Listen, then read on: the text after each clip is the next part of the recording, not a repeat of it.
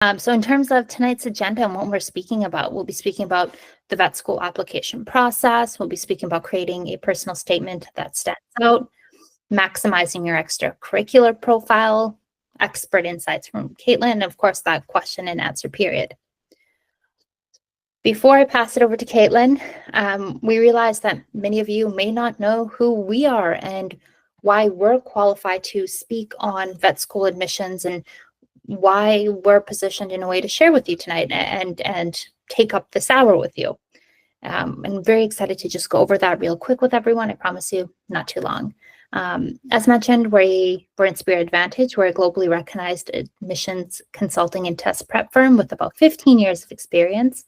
We specialize in guiding students through the complex and competitive process of applying to graduate schools and healthcare fields, including various veterinary programs. We have a 94% acceptance rate, and what we really aim for and what we work on is maximizing an applicant's chances of getting accepted into the world's most competitive programs. We firmly believe in starting the candidacy development process as early as possible. That's why we loved seeing all those college freshmen in the chat. So for them, we offer something called the Pre-Health Advising and Profile Development Program. Together, we build a timeline and plan for the years leading up to applying and help walk the student through every step of the process. We start with a complete academic advising. This looks like course selection, GPA strategy, et cetera.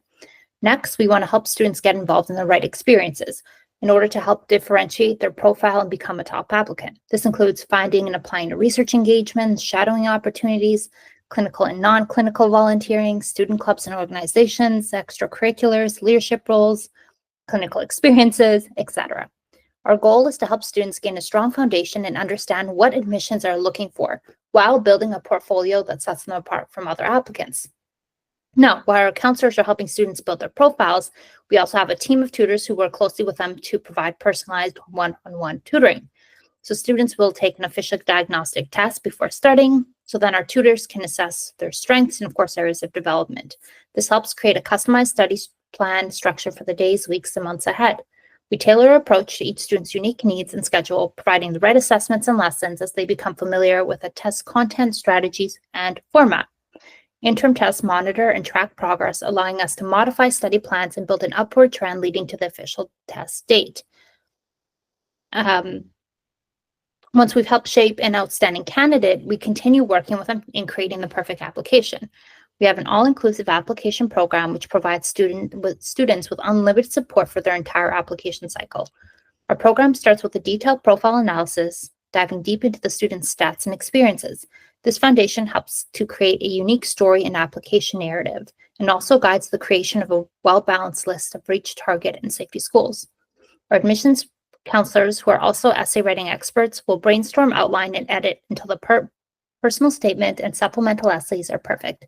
These essays showcase the best aspects of our students, connecting their life journeys with the themes of each school they apply to. Whether it's for the main application or scholarship essays, we offer unlimited edits.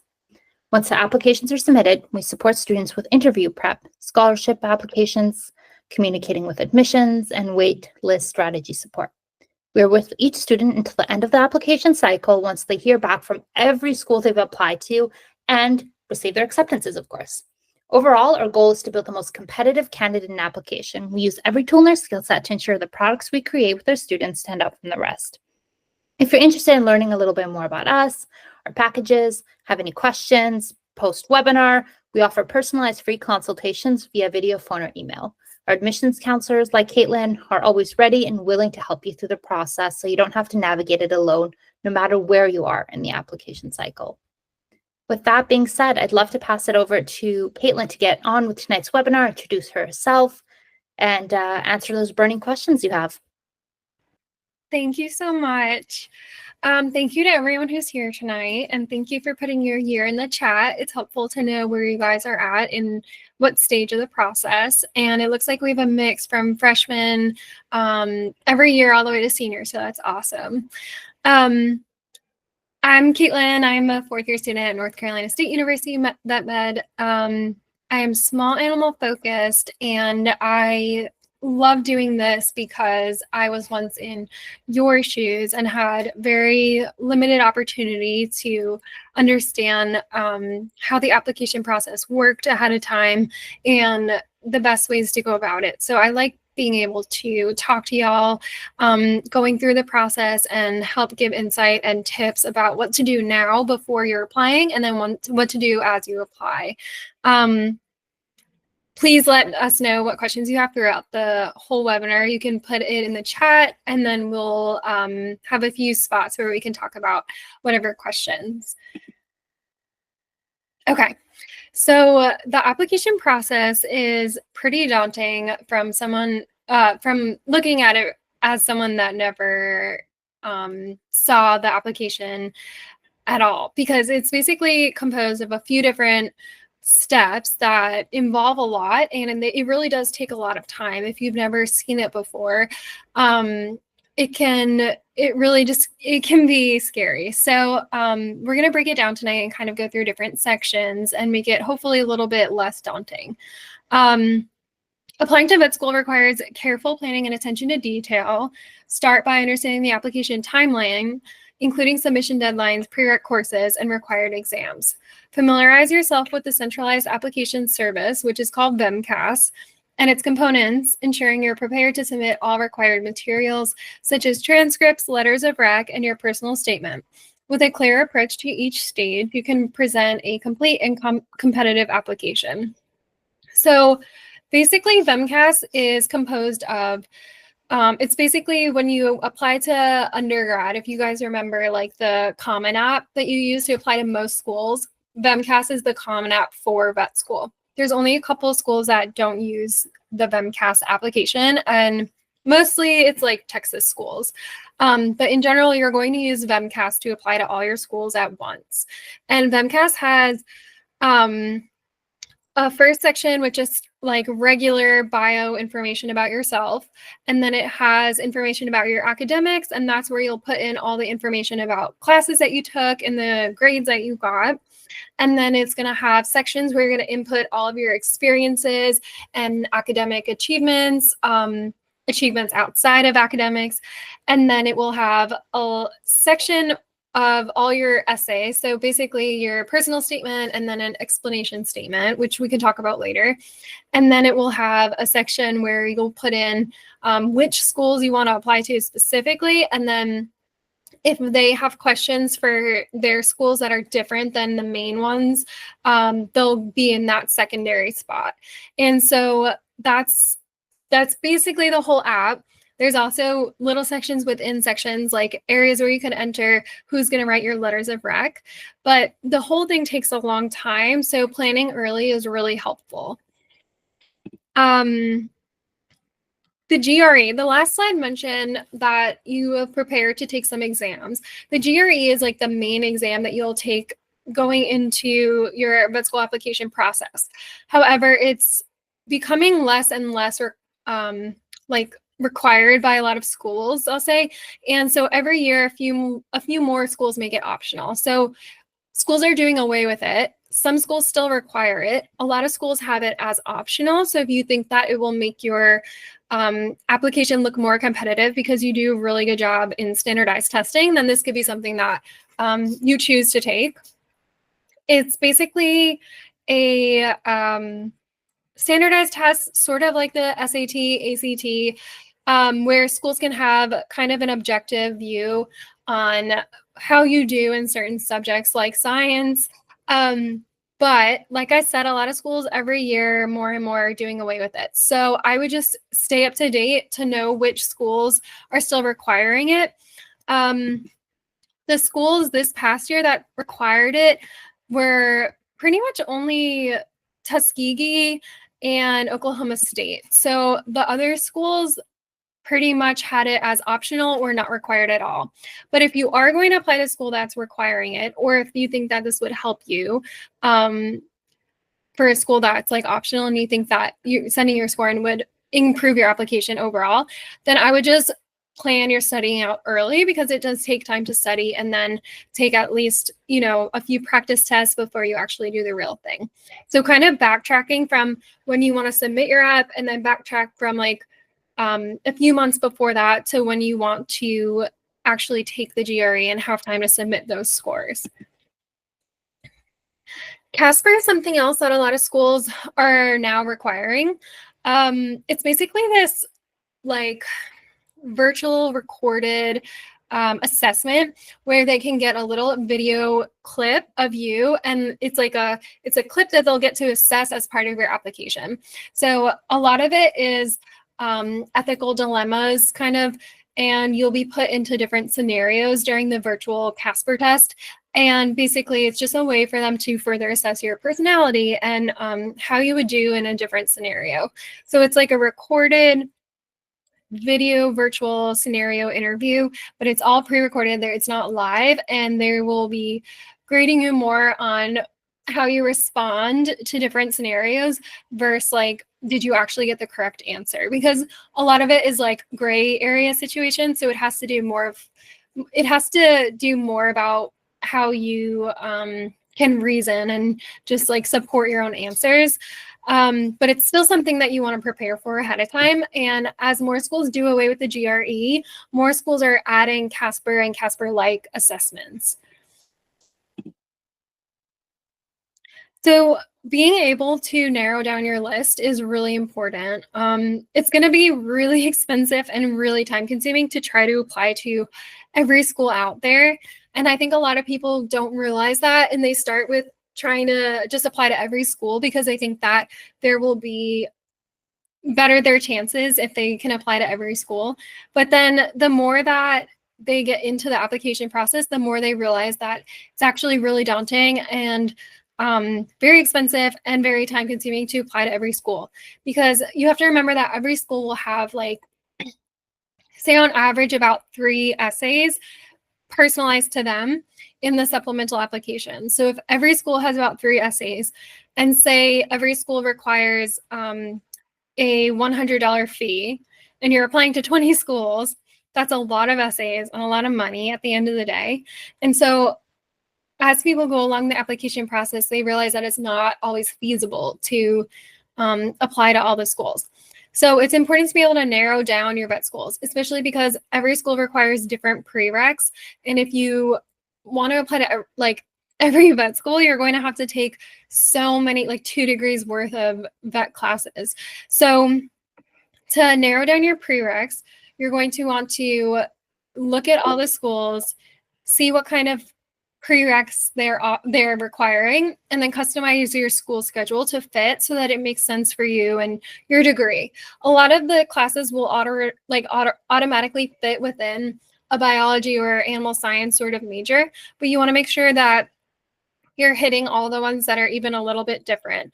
So for example, there's a lot of schools now that require either a public speaking class or animal nutrition or veterinary terminology.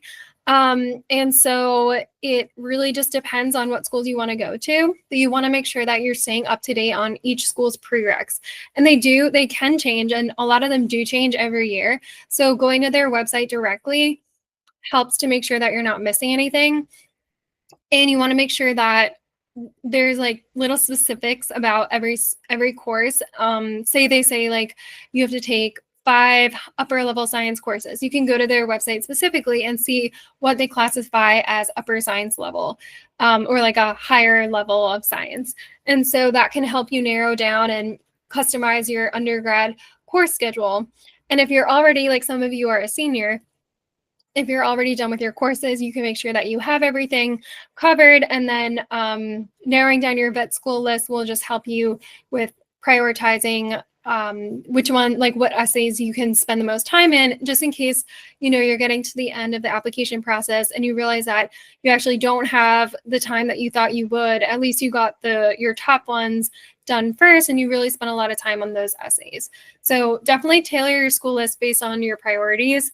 And there's different ways to do that by, I think a lot of you are familiar with the APBMA Facebook group. A lot of that has insight about different schools, and you can help understand the pros and cons. And after you narrow it down based on that, you can go directly to their websites, or the website applytovetschool.org has a lot of information also about each school in particular, the finances associated with it, and also like which schools allow you to become a resident. once you're a student there. They also tell you which schools have required interviews and which schools have DEI programs. So there's a lot of information that you can get and make sure that you're fulfilling all the prereqs that every school requires. Your personal statement is really like the main essay of VMCAS. And so you basically want to spend the majority of your time on the application making sure that you have a personal statement that stands out and that highlights all of your strengths, because this is the one essay that everyone will read first that will help distinguish you from other applicants. And so it's really important to be able to highlight what makes you unique. And to do that, you want to find a way to answer the prompt while also showcasing your strengths. And the past few years, the prompt has been related to why you want to be in vet med, or what was like the first reason, or what was the first instance or moment when you knew you wanted to become a vet. And so since that's been the same topic for a few years and with just slight variations, it will probably be very similar the next year or two, while you are mostly all applying. And basically being able to tailor your personal statement to answer the question, but then through your answer, show why you're different than all the other hundreds of applicants is really important, because you want your story to stand out. And it's really important if you think about personally how like what kind of books captivate you. A lot of times it's stories that are like emotionally appealing and have like a cool hook. And so you want to be able to keep your personal statement interesting to the reader so that they're hooked on your story and that they remember you after. And that doesn't necessarily mean to like fabricate everything or be so dramatic that it's like a bit too much, but making sure that you can tell your story in a way that's not just factual or very generalized. So that way they remember your story, they know who you are, they know why you're unique, and it sets you apart from the other hundreds of applicants that they're going to also be reading their essays for. It's your chance to highlight who you are without being able to tell them in person. So, a lot of people don't make it to the interview stage. So if you don't make it to the interview stage, then you'll never get to show who you are if you don't put it in this essay. You can put a lot of things in the experiences section, but those are really just kind of like bullet point, like resume style, sort of high level information about the activities you did. And this is really your chance to stand out. Okay. Let's see. So next about the extracurriculars. So in VMCAS, you're going to have an experience section where you can write all about your activities. And it's going to make you categorize your activities that were veterinary related, animal related, which are separate. So two separate things, veterinary and animal. The veterinary is going to be like when you were directly supervised by a veterinarian, when you shadowed a veterinarian, when you were able to work with and ask questions from a veterinarian. And it's a little bit different from animal care. Animal care experience is really when you like were pet sitting, or you were doing you were a kennel attendant in like a grooming or boarding place, or when you fostered animals. So that's really animal care, and you need hours in both. So you need veterinary hours and you need animal care hours. They are separate, and you're going to be writing your experience in both of them in separate categories. You also can write a category, or you can write information about a category called research. And a lot of people don't have anything to put in this category, and I think it's a really important part that a lot of people miss, because it's technically not required for any school to really have a set number. But I think it's a really important way that people can set themselves apart, and people in vet committees tend to like when students have some research experience, even if it doesn't have to do with vet med. Even if you did research in some other part, like say you did research in some social science or research with human medical science. Like any sort of research kind of helps, and you could put it, even if it's not animal related, you could put anything that's research related into this research section. So that's another thing to keep in mind, especially for those who are freshmen on the call or sophomores and juniors. Even you have time, I would try to do a little bit of research experience, even if that's just being like a research assistant on a project throughout your undergrad time. Even if it's for one semester, like say it's every week for a semester or 1 hour a week for 2 semesters or something, it will give you something to put. And the other thing about that is a lot of schools have a research department where you can look up the current studies and just email like some of the people that you're interested in. And then you could talk about just like email them, ask them if they want to take on a volunteer to just help part-time work on their project. And a lot of times that they'll very happily accept the help. So getting research experience is really important. And then another section on this part is like your achievements and honors. So you want to kind of start to figure out what achievements and honors you have, like scholarships, dean's lists, everything like that. Keep track of it because it will make it a lot easier when you're actually going and writing your application out. So all the experience that you're getting now, I think it's really helpful if you could keep just like a Google Sheets or Excel chart of everything and just write like the activity, the number of hours you're spending, because you're going to have to input all that information later, and it's going to be so much more helpful now for you later if you enter it now.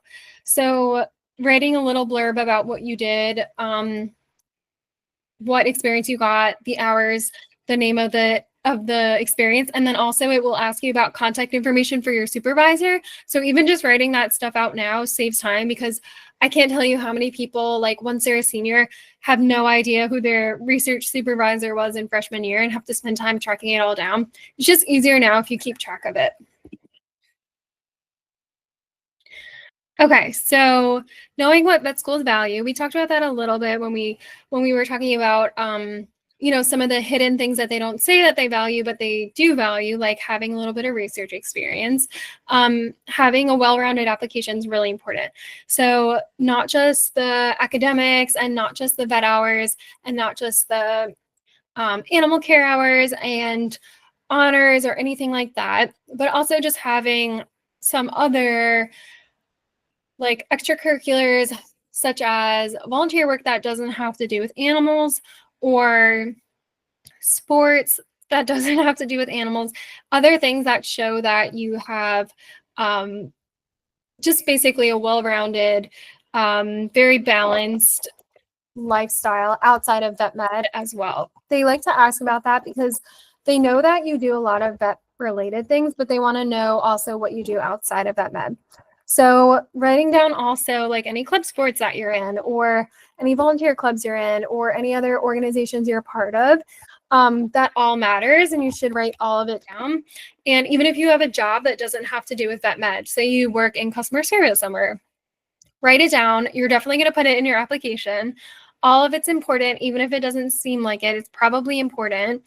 You would never imagine what sometimes people care about. So maybe someone on the committee is reading your app, and something that you didn't even know if you should include because it seems so minuscule, maybe to them it really stands out and it resonates with them. So just having like a wide range of things and just being well-rounded will help you in your application, because they'll be looking at everyone's application over and over. Everyone's going to have like the same number of vet hours, or like really similar. Everyone's going to have really similar courses because they all took it based on the prereqs, and the things that make you different are going to be the things that are like your extracurriculars, say your sports that you do, or your hobbies and volunteer work. So all of it's important. Be well-rounded, try to branch out, and you never know what's going to resonate with one of the committee members. So presenting your unique qualities, identify specific experiences that have influenced your passion for vet med, highlight any specialized skills you bring. So this is really cool too. really cool place for you to talk about, like, if you have studied other languages, or if you have a lot of international work experience, or even if you just within vet med, if you worked with like exotic species, or the majority of applicants are small animals. So if you have a lot of like lab animal or large animal experience, this is a good place to put it.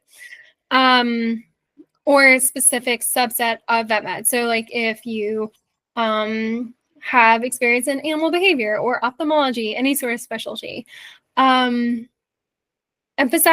attributes such as resilience, adaptability, and empathy. They always want to see that their candidates have resilience, adaptability, and empathy. So the more ways you can highlight it, the better. Discuss challenges you've overcome. That's going to be really important for a lot of essays. A lot of times the essays will relate to that. They'll have an essay like, tell us how you're resilient, and then you're going to describe challenges that you've overcome. So kind of noting some things that you could talk about throughout those kind of essays, because those essays will come up. There's going to be a couple essays for different schools that will repeat, and resiliency and challenges is definitely one. Another that a lot of schools are using has to do with like culture DEI. That's all kind of becoming a pattern. So even if schools have different essays, a lot of time it's a different take on the same sort of thing. Let's see. Relevant academic certifications. So when you have an opportunity in the application to talk about different certifications you have, that's a good place to put, like, if you're fear-free certified. And so you can do that for whenever. You could do that now. It's on fear-free certification. You could just look it up and basically get fear-free certified. I think it's like 5 to 10 hours to do. And then it's a certification that you renew annually. And it's not as long the second and third and fourth years as it is the first year. But once you do that, you have a certification that you could put in that section. So even if you have nothing else, you don't need to leave that section blank. Okay, strengthening academic credentials. So take challenging science courses to demonstrate your academic readiness. Obviously, we don't want you to just do quantity over quality. So definitely prioritize quality. So if you can't take those upper level, at least do really well in the like prereqs that you take. So don't just take extra and then do poorly in them. Definitely just like do the best you can in whatever number of classes you need to take. But if you love science and you have the time for it and you're excelling, show everyone what you could do. Highlight strong grades, particularly in key prereq areas for sure. And then gaining relevant experience. You want to shadow, if you can, shadow different branches of vet med. So say you know you love small animal and you've done it your whole life, get shadowing experience in large animal. Just explore, even if it's only like 50 hours, just, try to get something and be able to kind of branch out a little bit and explore another part of vet med. If you have most of your experience in large animal, try doing something else like shadow exotics, an exotics veterinarian, or a small and an exotics veterinarian for a couple weeks, and just get like different perspective there. You'll have more things to talk about in your interviews the more that you branch out in your experiences. A lot of it's going to be volunteer role. It's hard to get paid externships or paid job opportunities when you're a pre-vet student. But even if you just have volunteer, that's what most people do. And shadowing still will look the same on your application as a regular job. So it's not, unless it's about income for you, it won't look any different to the vet committee if you have a job versus shadowing. If it's the same number of hours, it won't matter any less. So start early to ensure ample time for each component of the vet application process, from essays to recommendation letters. Tailor your personal statement and other written materials to reflect your genuine interest and dedication to vet med. If you have all your experience in small animal, don't put in your application that you're passionate about large animal and that's all you want to do. I would try to like match your experience so that it makes sense. So they would just question then like how you would know that if you've never spent any time in large animal. So if you think you want to be an equine vet, have a lot of experience in equine. If you are not sure, because so many people change their mind in vet school, that is totally fine. Just try to explore different areas. And if you have like a lot of small animal experience and you have some large animal, then you could put like that you're not sure, or that you like small animal, or that you like large animal. But just like sometimes I see people that have mostly small animal experience, or all small animal experience, and then they go to do their application, and the application, a lot of schools will ask like what you think your focus area will be, because they try to like kind of take like say 80% small animal and 10% large animal and 10% other, and then so people will think it will look better for them or help their chances if they choose a different area of focus. And that might be true, but only if your experience matches what you're claiming to be passionate about. So if you want to say that you're passionate about lab animal medicine because that will put you into like a smaller pool, then have some lab animal experience to kind of back up that story is basically the point in that. Definitely reach out to mentors or advisors for guidance and feedback. So have different people peer review your application. That's helpful because you're going to look at it for so many hours that it's easy at the end of the day to kind of gloss over some mistakes. So definitely have people just like look over things and give you a second opinion and feedback on your app. And I would try to create a checklist to have deadlines for yourself to avoid last minute stress. Another good thing about applying early is that the past few years, they've rolled out something where they'll give scholarship money, or they'll waive application fees if you get it in early enough. So they will send information about that once you register, but the earlier you do it, the more of a chance you have to kind of get some of that money back. And then also there are certain schools that have rolling admission, and what that means is that like the earlier you apply, the sooner your application will get looked at. Probably the better chance you have because they'll have more spots open. So the earlier you do it, honestly, the better for almost all the reasons. Yes. Okay. And I am hopping right in because we have a few questions in the chat. I'd love to just get maybe one or two of them answered, and then we can just continue on and come back to it. So Maddie asks us, do you know which schools are better for someone wanting to go into exotics/wildlife? Yeah. So it's hard to say because there's not really any school that has like a really well built out just exotics or wildlife program. But there are certain schools that definitely really don't have it in particular because they're way more large animal focused, like some of the Midwestern schools. And then mostly all schools will have some sort of exotics wildlife. So even like North Carolina State University, we don't have any sort of like built out exotics only kind of specialty because it's not really big in the real world to be like, there's very few in comparison to like small animal vets, but we still have a lot of resources for people that like exotics and wildlife. So we still have like a turtle rescue team where we take in any turtles that get hit by cars or anything that needs help, and we do it all pro bono. And since freshman year, you can work on those turtles, and students are doing like shell repairs and amputations, and it's really like, because it's pro bono and it's no one's pet and you're just helping a wild turtle, it's a great opportunity for vet students to get experience. And we also have something called EAMS. It's like exotic animal vet med.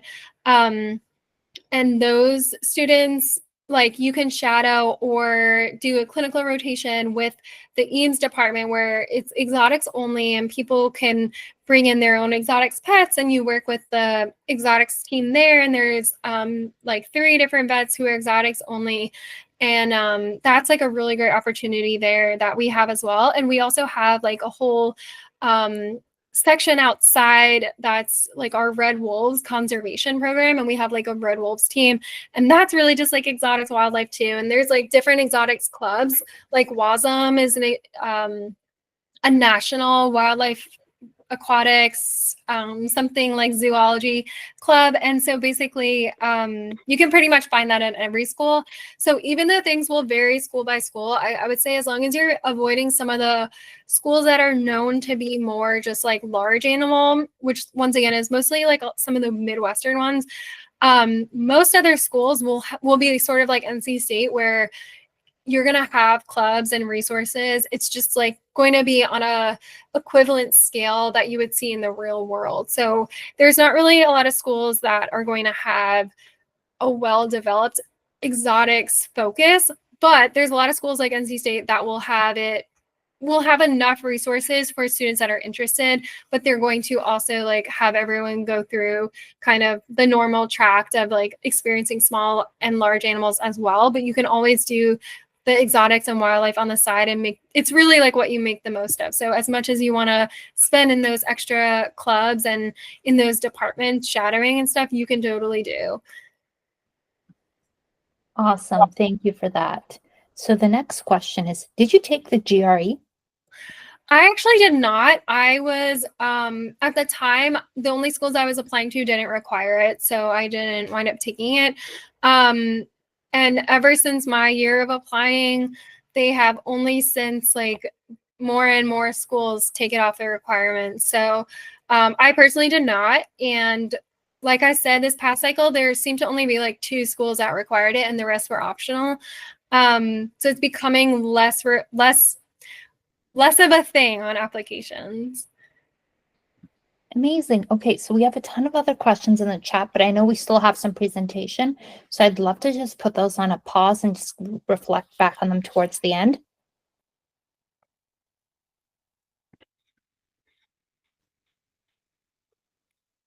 Okay.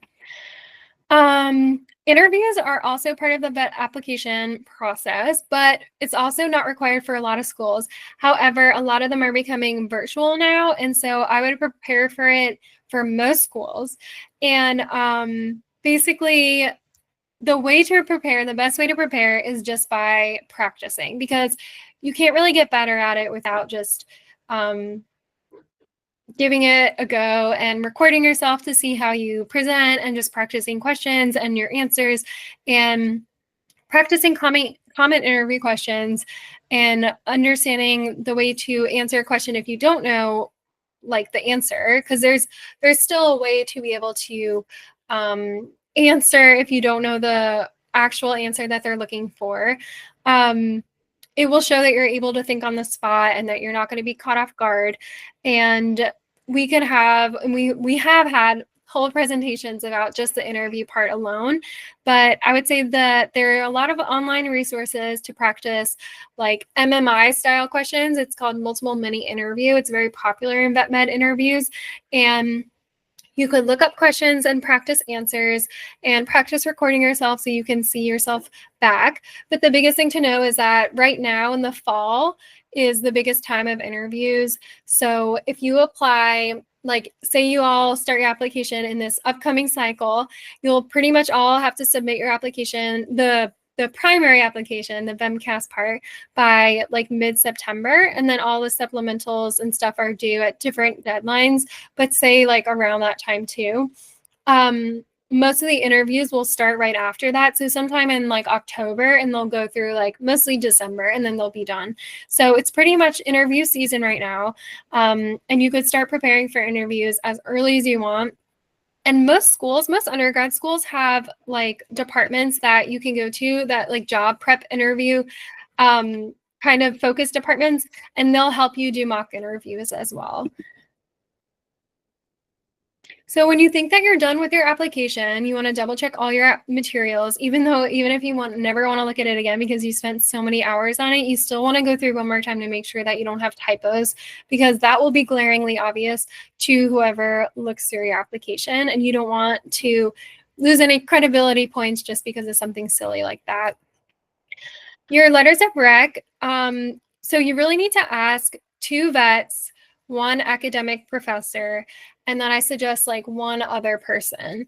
So say that 1 other person is like the either like another academic professor, or maybe like a mentor you had that wasn't a vet or a professor. So say like you were part of a like a wildlife club. Maybe it's like the zookeeper that you guys worked with or something. Like, not sure what everyone's situation is, but basically just someone else that can show a different side of you that the vets and professor can't.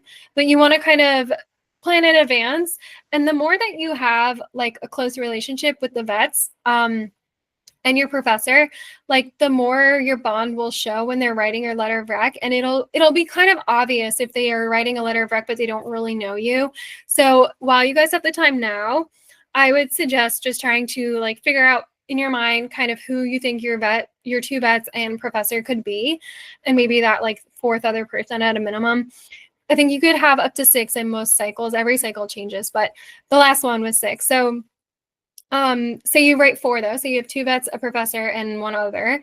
You kind of want to start thinking now like who those people can be, and then form a relationship. Start getting to know them, start going to their office hours, just kind of like build a bond with them so that when you ask them for a letter of rec, it's not weird. They actually know who you are.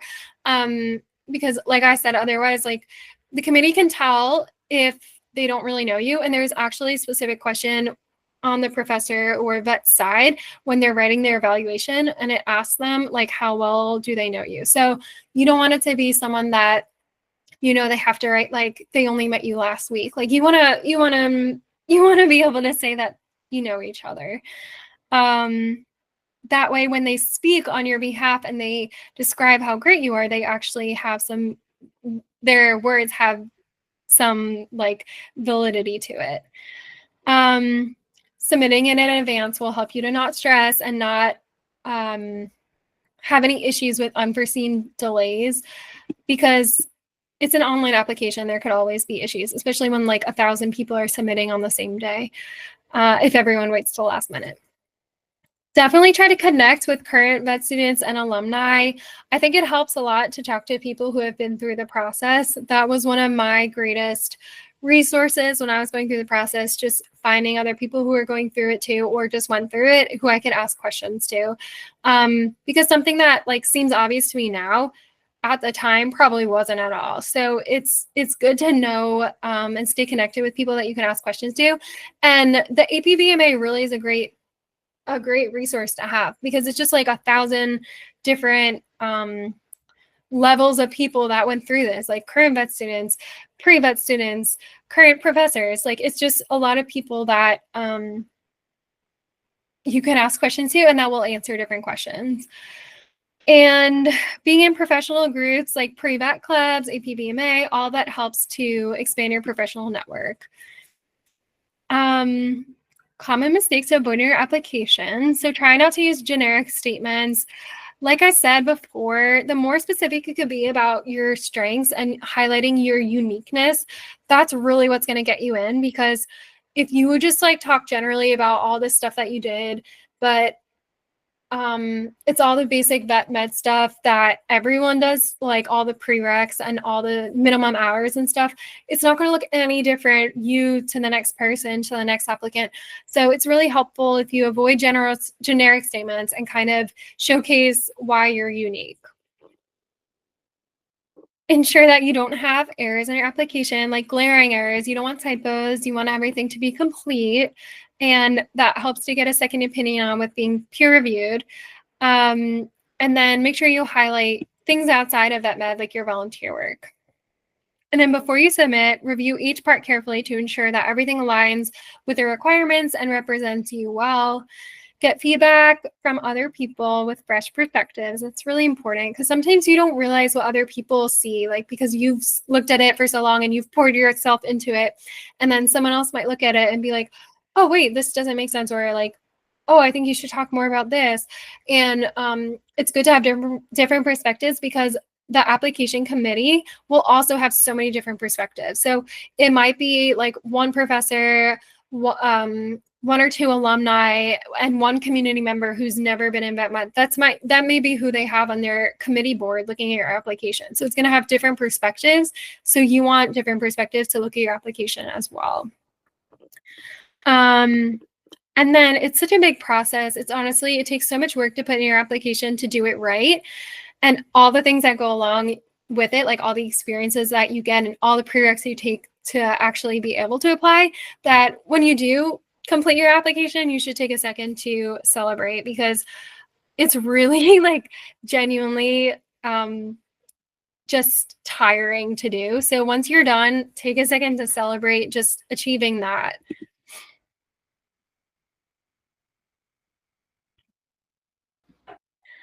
Awesome. Okay. Sorry, it took me a second to unmute myself there.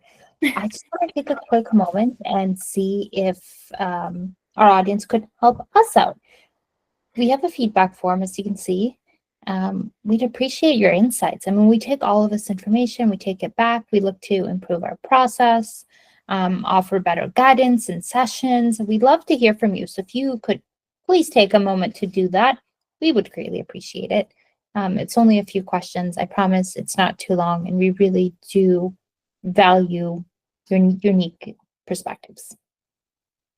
And with that being said, I'd love to go right into our Q&A. So Caitlin, we have a ton of questions. So I want to hop right in there. There's some really awesome discussions being had in the chat. So let's get going. Or I guess we can just continue off from where we left off. Would you also be able to talk about the VEMCAS essay and how it's different from the Common App essay? I heard the story has to be shorter with more arguments about proving why you want to be a veterinarian and what you can contribute to the profession. Yeah. So just quickly, if you don't mind just putting in the chat, Gretel, do you mean how it's different from the Common App essay? Do you mean like the Common App essay from undergrad? Is that what you meant?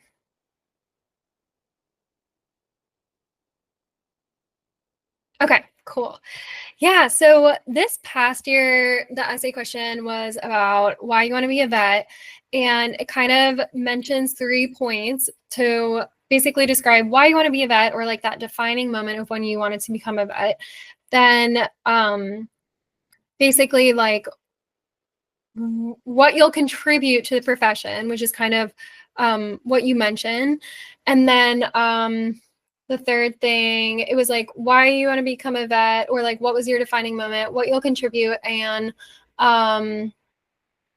what was the third part? It was something like about, let me think. I think just what was your defining moment, why are you passionate about it, and what will you contribute? So like futuristic. And it was 3,000 characters. And basically what you had to do is describe the defining moment, but that would be like your opportunity to give kind of like a story. So make it like an emotional appeal. So you didn't just tell, you kind of showed, right? So that's like something that you all learn in kind of like an English course, but really because you want them to be hooked on your story, and you don't want to just like tell them like, I've always wanted to be a vet. Like you want to like really make it kind of interesting, right? So you want to say that. And then when you talk about why you're passionate, or like why you want to be a vet, and not just like what was the defining moment, like it was like the what, the why, and like the what will you do kind of thing. You want to have arguments, kind of like you're saying, arguments proving why you want to be a vet. So kind of like why you're like passionate about it. And so that's your opportunity to kind of showcase like how you know this is the field for you, because sometimes people like think they want to do it and then they don't really understand what vet med entails, which is not just like petting puppies. And so showing that like why you're passionate will kind of be able to prove to them that this is the field for you. So describing why you're passionate, and then throughout that, like what makes you unique that they can see while you're also telling them why you're passionate about it. So like if you're describing that you're passionate because you love making a difference in client education and you're bilingual so you can reach other communities, then it's kind of like showing at the same time that like you know what this entails, you know how important community education is, and you can help because of this. And then what that will lead like into like what you will contribute to the profession, which might be like you'll contribute to the profession by, you know, if you're really into research, you can use your research experience and say like, I've done a lot of research, I love research, I realize how important it is, and I'll contribute to the profession by continuing with ongoing research. Or you could say like, I'll stay up to date on the latest technology to constantly incorporate new advancements into my practice, so you don't just like stay outdated and you're 30 years into practice and you don't realize that they switched to using that medicine like 5 years ago because they actually realized that there's no efficacy in it. So kind of like you can talk about that. You can talk about how you want to contribute to the field by like giving back by allowing pre-vet students and vet students to shadow you and you want to mentor them. You could talk about you want to contribute to the profession by serving in underserved areas. That's a really big topic right now in vet med that people like hearing about in vet committees. They like hearing that you want to work in underserved areas to help people that don't have a lot of access to resources. That's something you could totally talk about. That is like a hot topic right now. And so, yeah, there's a lot that goes into this, and it's only like a page and a half. So you want to be able to share your story, make it convincing, answer their questions, and also like show while you're like writing this how you're unique, because you want them to finish the story and leave like remembering like telling their husband about it later back at home, being like, I had this applicant today write about how she did this and I want her at my school, kind of a thing. Like obviously there's a lot of people that are going to have a vast number of different great experiences. And so you just want to show that you belong there, basically. I hope that answered your question. Please let me know if it didn't.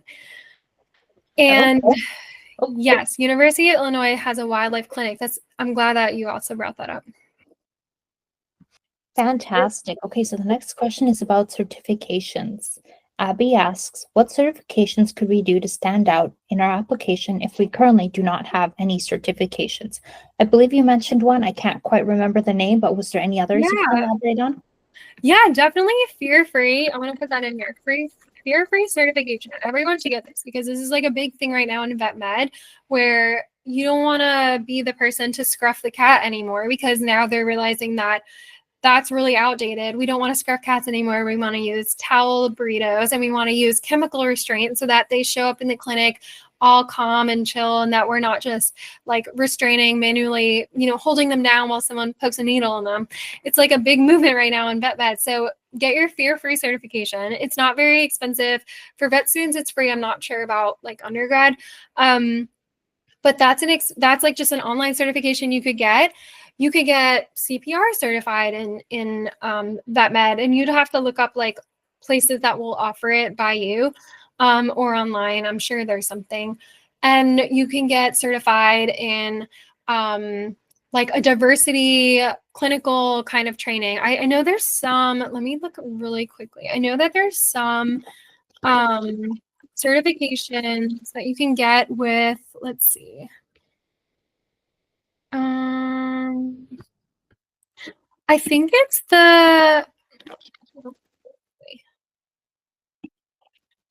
I think that there's like the APVI. Basically like there's like different certifications you could do that is all online, and it has to do with basically just like clinical practice things, like getting certified in diverse teams and just different sort of vet med things that you could do online. Hold on, let me look. I'm right here. Let's see. Yes, AVMA. So it's American Vet Med Association. You could get creating a culture of well-being certificate and things like that.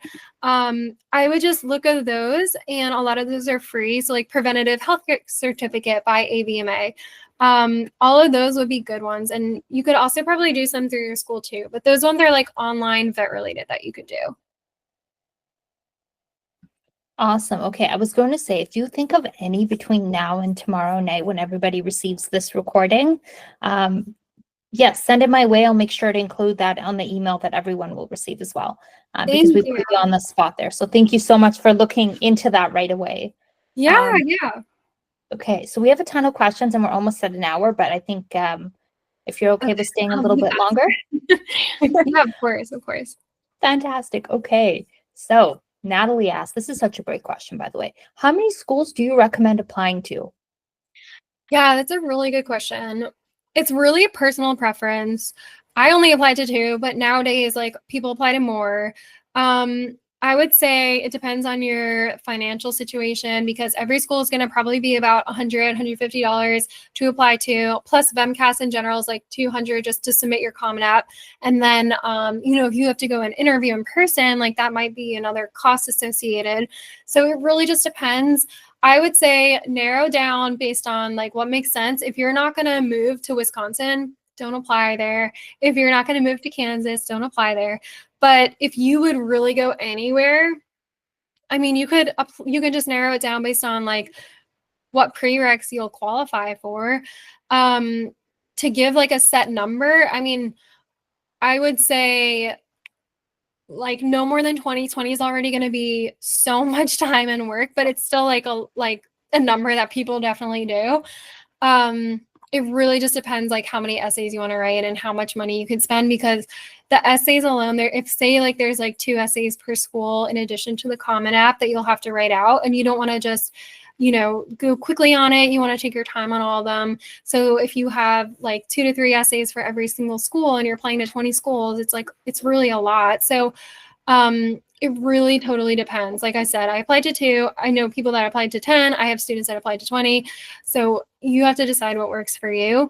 Just keep in mind also, most schools will not ask you how many other schools you apply to, and you don't want to make it seem ever like you just applied to a ton just to like cast a wide net because that doesn't look good. You want to make each school feel special that you really just wanted to go there. But some schools like Massey actually will ask you how many other schools you apply to. That's one of their like known main interview questions. I don't know why. I don't know if they'll wind up taking it off next year. It's kind of a personal and a little bit uncomfortable for a lot of people to be asked that, but they will. So if you apply to schools like 20 schools and they ask you that and you're telling them 20, they're not going to like that. It doesn't mean that, you have to share all 20. And like I said, I don't know if they're going to take that off next year, but it's just also something to keep in mind. If you want to cast a wide net and you have taken all the prereqs and you have you can spare no expense, then it's, apply to as many as you want because that will be your best chance to get in somewhere. It's really a personal thing. It's hard for me to give a set number, honestly. If you're going to be able to put in good effort into all your essays for every school, then you could do as many as you want, quite honestly. Great. Okay, we're going to just keep moving. Zoe's asking about the accessing this video later on. Zoe and everyone else on this call, as well as those who registered and couldn't necessarily attend, will receive a recording as well. So not to worry at all. Brooklyn is asking, would an advisor be a good person to ask for a letter of rec versus a professor? So you can definitely ask an advisor for a letter of rec as like the extra person, but you still need a professor. A professor is required by a lot of schools. So it won't substitute it. So you can definitely have like 2 vets, a professor and an advisor, or the advisor can be another add-on person, but a lot of schools will require specifically a professor. If not every single school will require that. So definitely have a professor as well. But you can also have an advisor if you were close with them and you want that as like one of the extra letters at rec. So I'd love to expand on this question a little bit because we often come across students who maybe have been out of school a couple of years or they've been working professionals for X amount of time and maybe they've lost contact with a professor or just weren't very close with any professors. Who would they reach out to for a letter of recommendation and what are those steps? Yeah, that's a good question. A lot of schools will still require a professor, so still a professor, but that might be something that like might be like a case by case basis. So say you're out of school for 5 years and now you want to apply to vet school and you have an online class, your last prereq that you didn't know you needed that now you need to get even though you have a degree. Maybe that professor just like start having Zoom calls with them, get to know them and ask them. Or if you really if you're totally done at school and you don't need any new prereqs and so you only have your old like old professors, you probably still will need a professor letter of rec. Schools don't, like vet schools that say that you need a letter of rec for a professor don't tend to make exceptions for, people that have been out of school. And so I would suggest just reach out to an old professor, or reach out to someone at the school who could provide you with a contact that, from a professor that you had, and basically just get to know them. So start having like just email them your situation, start having some like conversations with them and get to know them. Because there are a good amount of schools that will make you list out the professor that you want them to evaluate your letter of rec from. And it's really unfortunate that like they don't, have those considerations. Maybe this year it will change, but historically they've really just wanted at least one professor. So I would just be proactive and reach out to them and figure out someone that seems approachable and just explain your situation and start getting to know them over Zoom calls. Awesome. Thank you so much for that. I love this next question. So a veterinarian told me to familiarize myself with One Health and current issues in vet medicine. Do you know anything about this topic, or did you talk about these topics in your interview or personal statement? Yes, I love that. So One Health is a really big thing right now. Definitely a good point that you brought up. So One Health is the idea that we are all interconnected. So animals, people, and the environment. So it's like this system of, zoonotic diseases. So diseases that animals can give to us, and basically how the environment affects animals and animals affect us, and we affect the environment. And it's kind of this idea of One Health.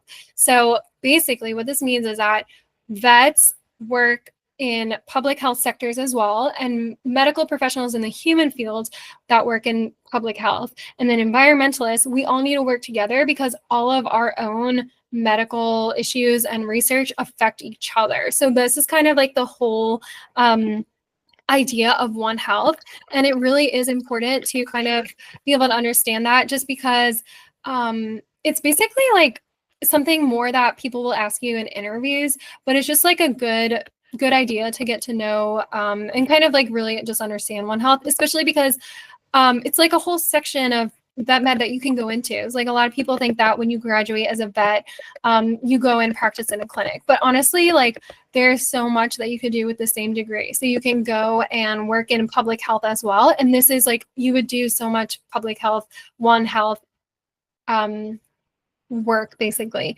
And a lot of the questions that you're asked in school in your like immunology classes and what you'll be asked on the board exam have to do with zoonotic diseases that like animals can give us, or even that we give them.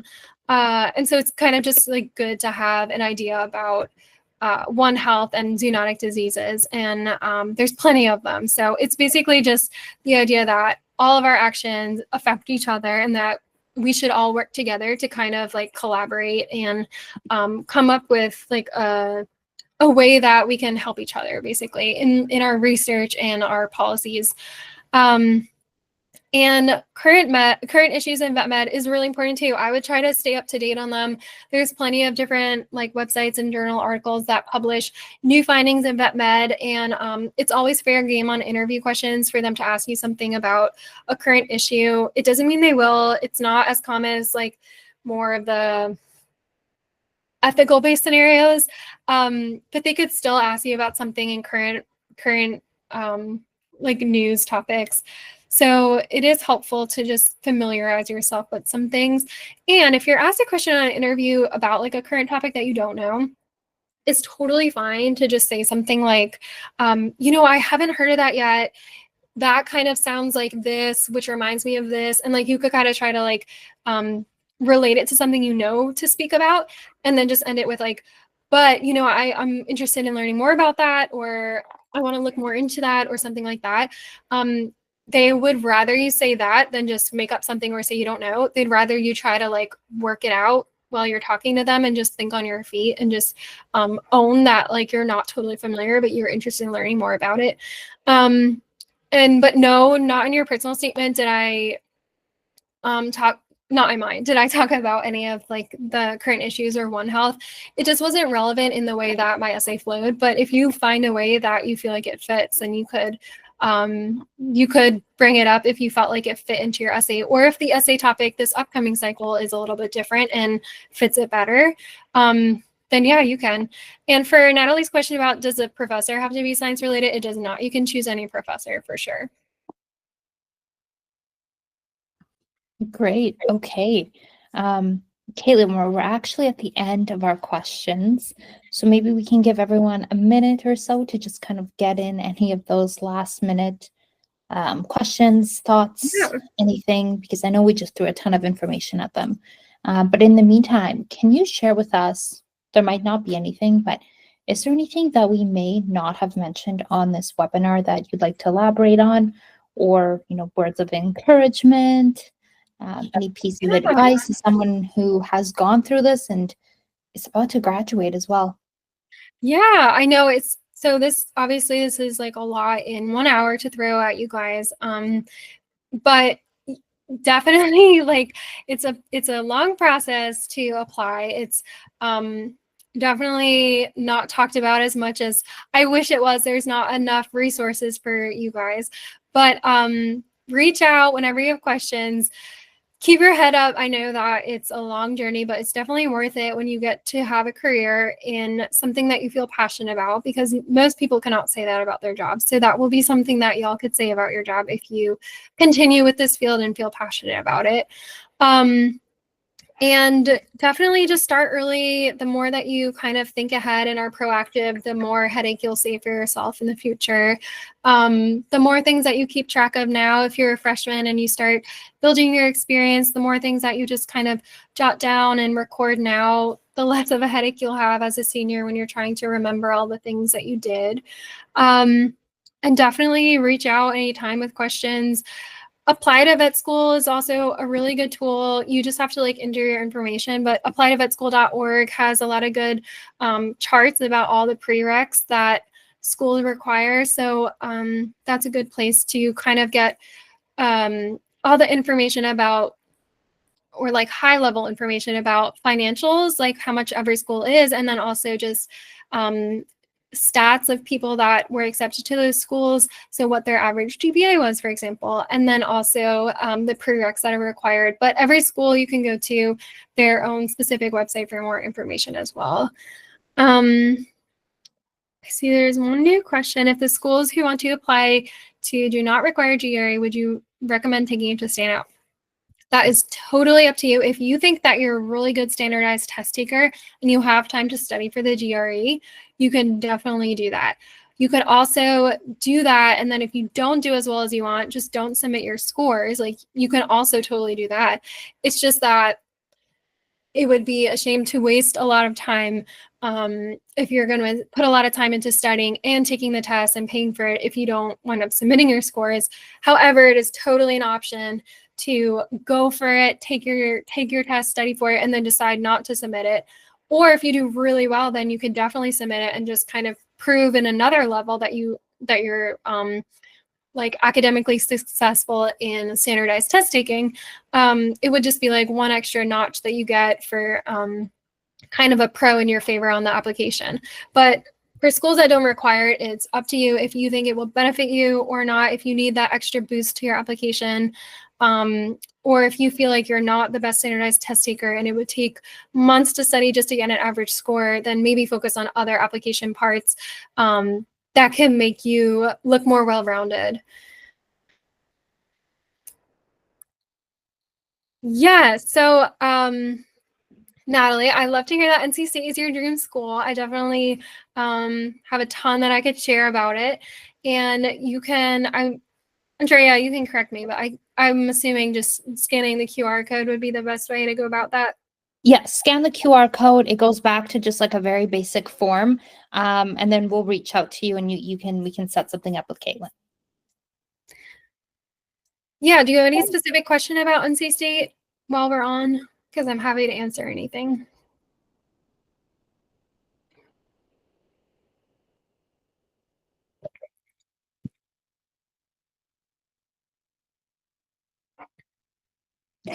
Thank you so much. There's so many, honestly, I can't think of one right now. That's fine. That's fine. Yeah, that's totally okay. That's totally okay.